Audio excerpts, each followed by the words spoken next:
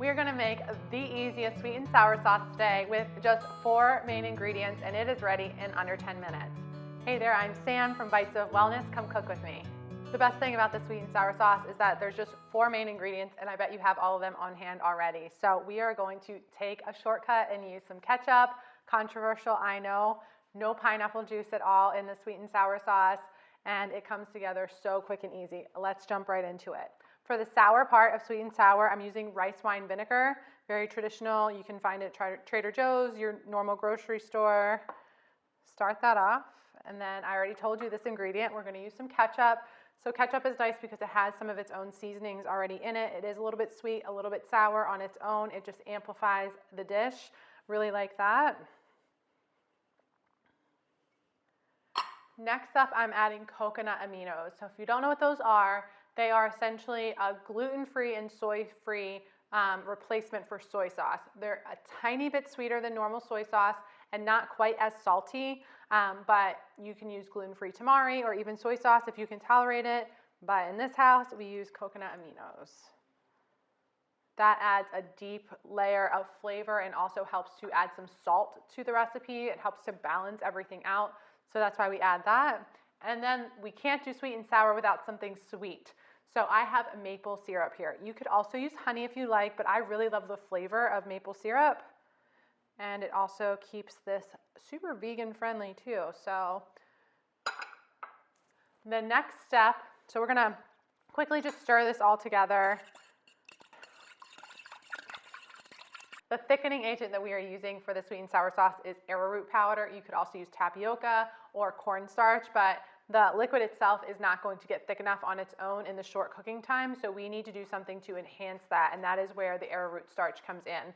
You don't want to add this directly to the mixture though. Arrowroot, cornstarch, all those things have a tendency to kind of clump up, and they'll just never get the sauce thick and smooth. So instead we want to add water directly to the arrowroot in a small container like this and stir it up with a fork until all of the clumps are gone. It only takes a second, but it will save you a ton of headache trying to, once this starts getting hot, if it's still clumpy, it's gonna stay clumpy. So we just wanna stir it all together, and then you can just pour this is called a slurry, right into the dish, and you don't have to worry about it getting clumpy on you now.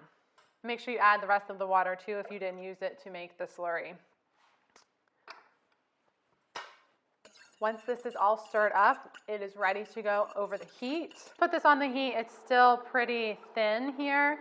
One thing about adding arrowroot or cornstarch in the beginning is that you do need to kind of babysit this a little bit so that you know that the cornstarch doesn't, or the arrowroot doesn't fall to the bottom and start burning. So you do want to just occasionally stir this, maybe once every 1 to 2 minutes. If you need to step away and need a little bit more time, I would encourage you to wait to add the arrowroot until this has already come up to kind of a simmer, and then you can add that slurry in at that point, and it'll thicken very quickly for you at that point, and then you can turn it off. This very swift bubbling is what you're looking for. This is gonna let you know that it is at the point where the arrowroot is being doing its job and thickening this very quickly. You'll feel it on the bottom starting to want to stick, so really make sure that you are stirring this regularly. And then the tell, of course you can let this go as long as you want. It'll keep getting thicker and thicker as more and more of the water evaporates, but what I like to do is turn it off when you can kind of see how it coats the spoon here. This is how you know that it's gonna coat your food essentially and have that nice thick, and it will thicken a little bit more as it sets too. So you can see at this point it's thick enough. You can use this right away, or you could store this in a jar in the fridge. Once it's cooled down for a couple of days, it will continue to thicken as it sits. So you may need to add a little bit of water to it before you thin it back out again. But once you heat it up, it will thin out as well. So once the sweet and sour sauce is done, it's nice and thick, you can use it in so many different ways. I love to make some like breaded cauliflower and make sweet and sour cauliflower wings. You can add it to chicken. Of course, it's really yummy with some rice on the side too. I also really love this recipe over like chicken meatballs. So kind of give the meatballs that could be a little bit blah, a lot of life and a lot of flavor. They're guaranteed to be kid friendly. And then of course my favorite way is to use it as a sauce for dipping your chicken nuggets in. I mean, who doesn't love that, right? So if you love quick and easy recipes just like this, make sure to follow us here and give us a follow on your favorite social media. Until later, see you soon.